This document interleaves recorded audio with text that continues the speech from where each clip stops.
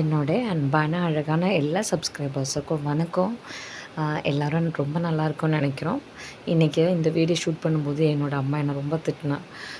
இந்த மாதிரி எல்லாம் வீடியோ போட்டால் அந்த க்ளீனாக இல்லைன்னு சொல்லிவிட்டு உன்னை ரொம்ப திட்டுவாங்க அப்படி சொன்னாங்க.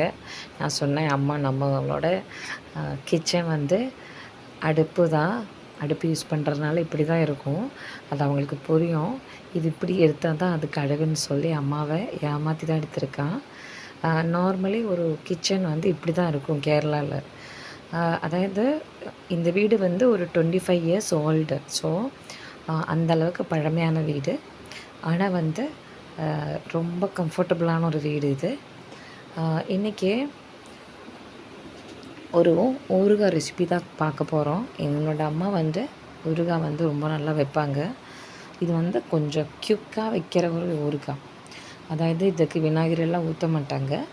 ஆனால் இந்த கல்யாண வீட்டிலலாம் வைக்கிற மாதிரி இங்கே கேரளாவில் கல்யாண வீட்டிலலாம் இந்த மாதிரி தான் ஊறுகாய் வைப்பாங்க. ஸோ இன்றைக்கி வச்சு இன்றைக்கி சாப்பிட்ற மாதிரி. எங்கள் வீட்டில் மாங்காய் மரம் இருக்கனால நிறைய மாங்காய் இருக்குது. ஸோ எல்லாம் நல்லா கட் பண்ணி முடிச்சதுக்கப்புறம் தான் அந்த உண்மை தெரிஞ்சு போச்சு அம்மாவுக்கு. ஏன்னா பூண்டு இல்லை. இனி இதை சொன்னால் அப்பா திட்டுன்னு நினச்சி சொல்லலை. இருக்கிற பூண்டை வச்சு செய்ய வேண்டியதான்னு சொல்லிவிட்டு நாங்கள் ஆரம்பிக்கிறோம். பாருங்கள், நீங்கள் ஓரளவுக்கு நிறைய எண்ணெய் ஊற்றணும். ஆனால் அந்த எண்ணெயிலே வெந்தயம் வேறு எதுவும் போடக்கூடாது. ஸ்ட்ரெயிட்டாக கடுகு தான் போடணும். இந்த கடுகு போட்டு நல்லா வந்ததுக்கப்புறம் புரிஞ்சதுக்கப்புறம் அதில் வந்துட்டு பூண்டு, இஞ்சி, அப்புறம் வந்துட்டு கறி லீஃப், இது 3 நிறைய போடணும். இப்போ இல்லாதனால நாங்கள் கம்மியாக போட்டிருக்கோம். நிறைய போட்டு அது ஓரளவுக்கு குக் ஆனதுக்கப்புறம் தான் அடுத்ததெல்லாம் ஆட் பண்ணிக்கலாம். ஸோ கறி லீஃபு வந்து எக்ஸ்ட்ரா ஒரு ஃப்ளேவர் கொடுக்கும். இதெல்லாம் வந்து எங்கள் வீட்டில் இருக்கிற கறி லீஃப்ன்றதுனால இந்த ஈரமாக யூஸ் பண்ணுறோம். ஆனால் வந்து இப்போ ஸ்டவ்வு யூஸ் பண்ண முடியலை, கேஸ் இல்லை, முடிஞ்சு போச்சு. அதனால தான் வந்து அடுப்பில் செய்கிறோம். இது நல்லா குக் ஆனதுக்கப்புறம் அதில் வந்துட்டு ஊறுகாய் பொடி போடுறோம். இந்த ஊறுகாய் பொடியில் எல்லாமே இருக்கும். அதாவது வெந்தயப்பொடி, கடுகு பொடி, அந்த மாதிரி ஒரு பிக்கிளுக்கு தேவையான எல்லாம் மிக்ஸ் ஆகிருக்கும். ஸோ ஒரு பிக்கிளோட கரெக்டு ஃப்ளேவர் வந்து இந்த ஊறுகாய் பொடி கொடுப்பாங்க. ஸோ அது கொஞ்சம் குக் ஆனதுக்கப்புறம் நம்ம கட் பண்ணி வச்சுருக்கிற மாங்காய் வந்து அதில் போட்டு நல்லா மிக்ஸ் பண்ண வேண்டியதான். இது வந்து ஏன் கீழே வச்சாமல் பண்ணுறேன்னா, இப்போ நம்ம வந்து ஸ்டவ்வாக இருந்தாலும் அடுப்பாக இருந்தாலும் மேலே வச்சு குக் பண்ணோன்னா அது ஓவர் குக் ஆகிடும். ஓவர் குக் ஆச்சுன்னா அந்த ஊறுகாயோட அந்த டெக்ஸ்சர் ஃபுல்லாக சேஞ்ச் ஆகிடும். டேஸ்ட்டை வந்து மாறி போயிடும். ஸோ அதனால தான் இது வந்து அந்த மசாலா, அந்த ஊறுகாய் பொடி வந்து ஜஸ்ட் ஒரு கோட்டிங் மாதிரி தான் வரணும் அந்த இது மேலே, மாங்காய் பீஸ் மேலே. அதை தாண்டி அது குக் ஆகக்கூடாது. சாராஸ் பிக்கிள் பவுடர்னு சொல்லிட்டு ஒரு பிராண்டிலேருந்து தான் இது வாங்கியிருக்கோம். இது வந்து கேரளாவில் ஆல்மோஸ்ட் எல்லோரும் யூஸ் பண்ணுற ஒரு பிக்கிள் பிராண்டு தான். ஆனால் இது வந்து நம்ம தமிழ்நாட்டில் இருக்கான்னு எனக்கு தெரியல. ஆனால் பிக்கிள் பவுடர் நான் பார்த்துருக்காங்க, ஆனால் நான் யூஸ் பண்ணதில்லை.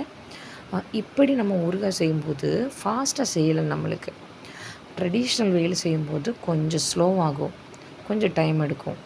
ஸோ இப்போ ஓணம் டைம்லலாம் நான் தனியாக சேரும்போது, தனியாக அங்கே இருக்கும்போது எனக்கு வந்து ஊறுகாய் ட்ரெடிஷ்னலாக செய்ய தெரியாது. அதனால் இந்த மாதிரி தான் நான் வந்து அங்கே செய்கிறது. ஆனால் வந்து இந்த பொடி இல்லாததுனால வெந்தய பொடி, அப்புறம் வந்துட்டு கடுகு மட்டும் நல்லா வதக்கி பொடிச்சு ஆட் பண்ணோம். இப்போ நீங்கள் இது பார்த்தா தெரியும், இது ரொம்ப டேஸ்ட்டாக இருக்கும். இது கஞ்சி கூட சாப்பிடலாம், இல்லைனா வெறும் சாதத்துக்கு கூட பிசைஞ்சு சாப்பிட்டாலும் இது நல்லாயிருக்கும். நான் வந்ததுலேருந்து எங்கள் வீட்டில் டெய்லி சாப்பாடு கூட இந்த பிக்கிள் வச்சு தான் சாப்பிட்றான். ரொம்ப டேஸ்ட்டாக இருக்கும். இந்த பிக்கிளோட அந்த குக்கிங் ப்ராசஸ் இதோட முடியலை. இனி என்ன பண்ணேன்னா, ஓரளவுக்கு எண்ணெய் எடுத்து நல்லா சூடு பண்ணி அது இந்த செஞ்சு வச்ச பிக்கிள் மேலே ஊற்றணும்.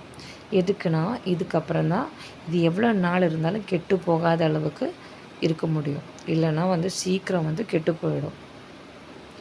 இப்போது அந்த எண்ணெயெல்லாம் வந்து ஓரளவுக்கு மிக்ஸ் பண்ணிட்டோம் நல்லா.